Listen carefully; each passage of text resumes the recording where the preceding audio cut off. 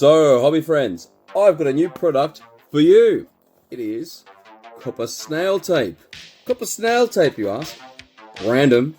I found this in Bunnings for seriously $4, maybe $3, I thought it was. I was looking for flat copper because I was going to cut up some copper to put into my wet palette to stop it getting all funky as I just cleaned all the gunk out of it, as it were, and I didn't want it happening again.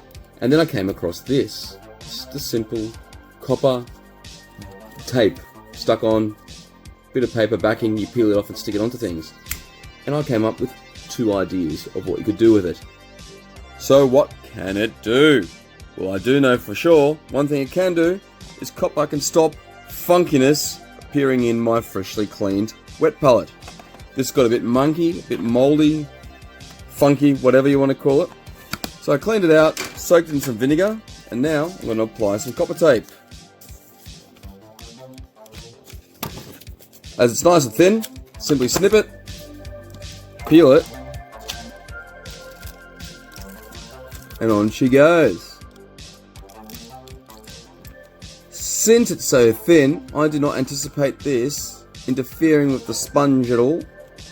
Also, since this is only a small wet palette, I didn't really want to have those copper weights on top that are all the rage. I know they probably do a fantastic job, but I only have a small wet palette, and I thought that would take up too much room.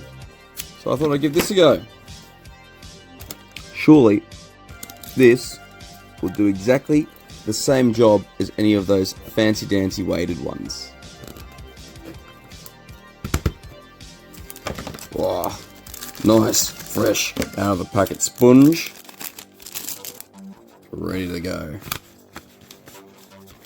Distilled water that I have on hand at all times.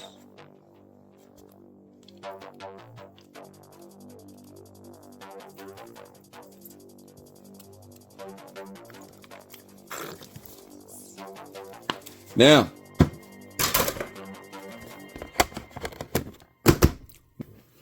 so I was wondering if it would do the same job as those lids that you get on Milo here in Australia, or instant coffee you might get overseas, the tins with that really thick foil on the top.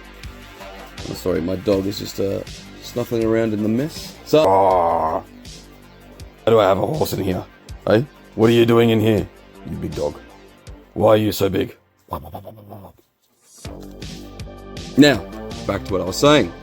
It's like thicker than the normal alfoil you get to cover food with, which is too thin really to use in a crafting sense straight without like crushing it up and bulking it. But this itself is also too thin, unfortunately. However, I did have a play around with it, and I discovered it's a very simple thing. What you do is, you cut it, you peel it, and then you carefully fold it back over on itself. And I'm making a total mess of this because I'm trying to film and look through the camera. But if you do this, your result is something pretty cool. So just smoosh it back together. You end up with something that is thicker than alfoil and like holds its shape. And you can do things like poke little holes in it, and it like holds it, look like bullet holes thing. Oh, wait, there we go. So as you can see here, I don't know if you can see that.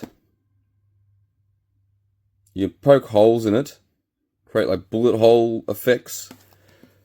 It holds its shape better than alfoil. It's fantastic. It's honestly, I'm going to be using this to create trash and roofing products and bent up panels and maybe even little bits of armor for models, because it's just thick enough. Maybe you could just go over it again, double it up again, and all of a sudden, you could make a product. You're making armor plates for your models, and I mean, it just cuts like it's not even there. You know? Fantastic product. So, I do recommend you try it out for yourself. So, my friends, that's all for today.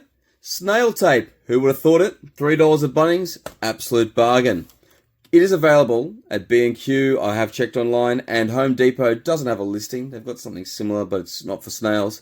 But it is on Amazon, so you can find it there. Otherwise, please comment what you think down below, like and subscribe. Until next time, keep crafting.